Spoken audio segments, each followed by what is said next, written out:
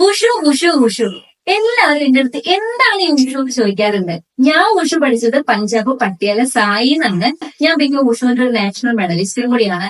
അപ്പൊ വിചാരിച്ചു വുഷുവിന്റെ ഒരു വീഡിയോ ചെയ്യാന്ന്. അപ്പൊ വുഷു എന്ന് പറഞ്ഞാൽ ഒരു മാർഷ്യൽ ആർട്സ് ആണ്. മാർഷ്യൽ ആർട്സ് അറിയാലോ, ആയോധന കല.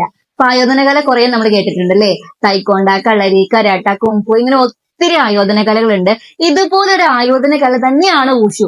വു മീൻസ് വാർ, ഷു മീൻസ് ആർട്ട്, യുദ്ധകല അല്ലെങ്കിൽ വാർ ആർട്ട് എന്നാണ് പറയപ്പെടുന്നത്. കുംഫു കേട്ടിട്ടില്ലേ?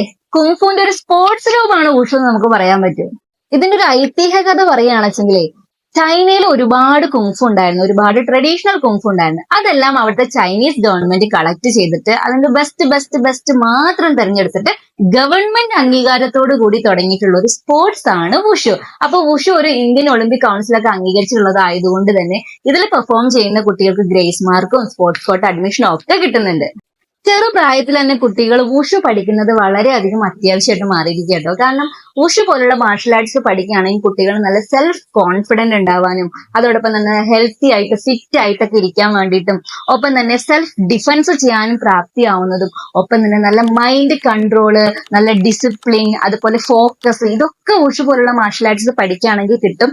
പ്രത്യേകിച്ച് പെൺകുട്ടികൾ പഠിക്കുന്നത് വളരെ ആവശ്യമായിട്ട് മാറിയിരിക്കുകയാണ് ഈ ഒരു കാലഘട്ടത്തിൽ. ഇനിയിപ്പോ പ്രായമൊന്നും നോക്കണ്ട കേട്ടോ. നമ്മളെല്ലാവരും തന്നെ ഒരു അൺഹെൽത്തി ലൈഫ് സ്റ്റൈലാണ് മുന്നോട്ട് വെക്കുന്നത്. അതിന്റെ ഭാഗമായിട്ട് പല അസുഖങ്ങളും നമ്മൾ നേരിടുന്നുണ്ട്. അത് മാത്രമല്ല, കുഞ്ഞു കാര്യങ്ങളൊക്കെ നമ്മുടെ മൈൻഡ് ഭയങ്കര സ്ട്രെസ് അനുഭവിക്കുന്നുണ്ട്. ഇപ്പൊ വീട്ടിലെ കാര്യമായിക്കോട്ടെ, ജോലി സ്ഥലത്തെ കാര്യമായിക്കോട്ടെ. അപ്പൊ ഇതിന്നൊക്കെ ഒരു റിലീഫ് കിട്ടാൻ വുഷു പോലുള്ള ഒരു മാർഷൽ ആർട്സ് പഠിക്കുകയാണെങ്കിൽ നല്ലൊരു മാറ്റം വരും കേട്ടോ. അപ്പൊ ഒന്ന് ട്രൈ ചെയ്ത് നോക്കി നോക്കൂ കേട്ടോ.